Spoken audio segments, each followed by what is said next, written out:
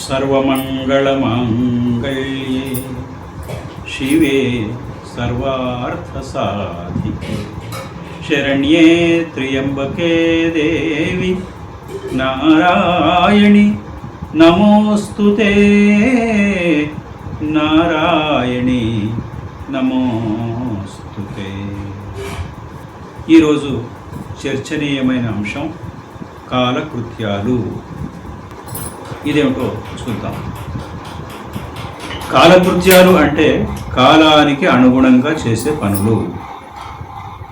తెల్లవారింది, ఆ కాలంలో చేయవలసింది ముఖమార్జనం అంటే ముఖం కడుక్కోవటం, పళ్ళు తోముకోవడం, అదొక కాలకృత్యం. ముఖం కడుక్కున్నాం, ఇక ఆ సమయానికి తగిన పని ఏది? స్నానం చేయడం. అది ఒక కాలకృత్యం. అవి దినచర్యలో భాగాలు. వాటిని గురించి మళ్ళీ రోజులో ఎప్పుడూ ఆలోచించటమే లేదు, పట్టించుకోవటమే లేదు. చిత్రం ఏమిటంటే జనన మరణాలు అటువంటి కాలకృత్యాలే.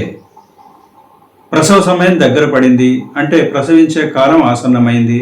ఆ కాలానికి అనుగుణంగా ఒక మహిళకు కానుకైంది, శిశు జననం జరిగింది, అదొక కాలకృత్యమే.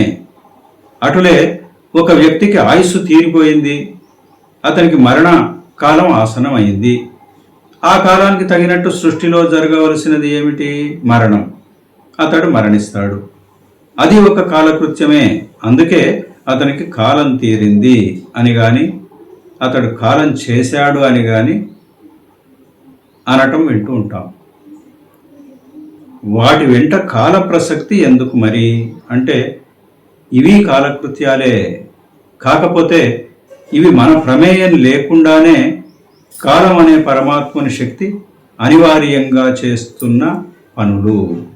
ఎలాగంటే ప్రసవ వేదన ఏ మహిళ భరించలేదు. ఏ మహిళ అయినా సంతానం కోరుతుంది కానీ ప్రసవ వేదనను కోరుకోదు.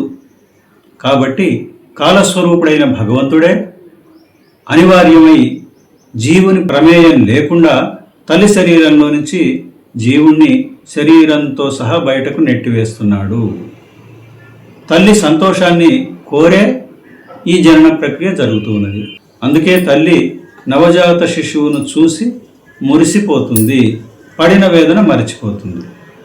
అదేవిధంగా అనవసర భారమని ఎరుగక అహంకార మమకారాలు పెంచుకొని జీవుడు శరీరాన్ని వదిలిపెట్టడం ఇష్టం లేక తెగ గుంజాటన పడిపోతుంటే కాలస్వరూపుడైన భగవంతుడే జీవుని ప్రమేయం లేకుండా శరీరంలో నుంచి జీవుని అనివార్యంగా బయటకు నెట్టివేస్తున్నాడు.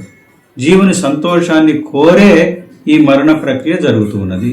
అందుకే కొన్నాళ్లకు ఆ జీవునికి మరో జన్మ ఇయ్యబడగా అతడు మంచి చైతన్యంతో నవనవలాడే శరీరం పొంది గత జన్మ స్మృతులన్నీ కలలోని జ్ఞాపకాలను వలె క్రమంగా మరిచిపోయి కొత్త జీవితానికి అలవాటు పడిపోతాడు. ఓ 20 సంవత్సరాలైనా ఏ కుటుంబ బాధ్యత బాధరబంది లేకుండా హాయిగా ఆడుకోవటానికి అవకాశం పొందుతాడు కదా. ఎటొచ్చి ముఖం కడుక్కోవడం, స్నానం చేయటం అనేవి మనకు చేతనైన కాలకృత్యాలు కాబట్టి చేస్తున్నాం. జనన మరణాలు చేతగాని కాలకృత్యాలు కాబట్టి దేవుడే జరిపిస్తున్నాడు, అంతే తేడా. కరుణామయుడైన దేవుడే జనన మరణ రూపక కాలకృత్యాలు జరిగే ఏర్పాటు చేస్తున్నందుకు ఎంతో శ్రమ మనకు తప్పిపోయిందని అతనికి ధన్యవాదాలు తెలుపుకొని సంతోషించాల్సి ఉంది. ఏదేమైనా ముఖం కడుక్కోవటం, స్నానం చేయడం లాంటి కాలకృత్యాలను మళ్ళీ మళ్ళీ గుర్తుకు తెచ్చుకోవటం లేదు, ముచ్చటించుకోవటము లేదు. వాటికి ఏ విధంగా స్పందించవలసిన అవసరం లేదో జనన మరణాలు కూడా కాలకృత్యాలే కాబట్టి ఆ విధంగానే స్పందించవలసిన అవసరం లేదని గ్రహించాలి. అంటే ప్రాముఖ్యం ఇవ్వనవసరం లేని మామూలు విషయాల జాబితాలోకి వెళ్ళిపోవాలి. అలా వాటికి స్పందించనంత ఎత్తుకు ఎదిగితే ఆధ్యాత్మికంగా ఓ మెట్టు ఎదిగినట్టే లెక్క. విశేషమైన వాటిని గురించి విచారించటంలో అర్థం ఉంది, కానీ ఇలాంటి సామాన్యమైన వాటిని గురించి ఎంతసేపు విచారిస్తాం? విచారించి మాత్రం ఏం చేస్తాం? చేసేదేమీ లేదంటే విచారించి ఏం ప్రయోజనం? వ్యర్థమైన పని కాదా? జనన సందర్భంలో ఎవరూ విచారించడం లేదు, పుత్రోత్సాహం కదా. ఇక ప్రధానంగా మరణం. ఇది మనకొక్కరికే వచ్చిందేమీ కాదు, ప్రపంచ ప్రజలకు అందరికీ వచ్చింది. ఇది కొత్తదేమీ కాదు.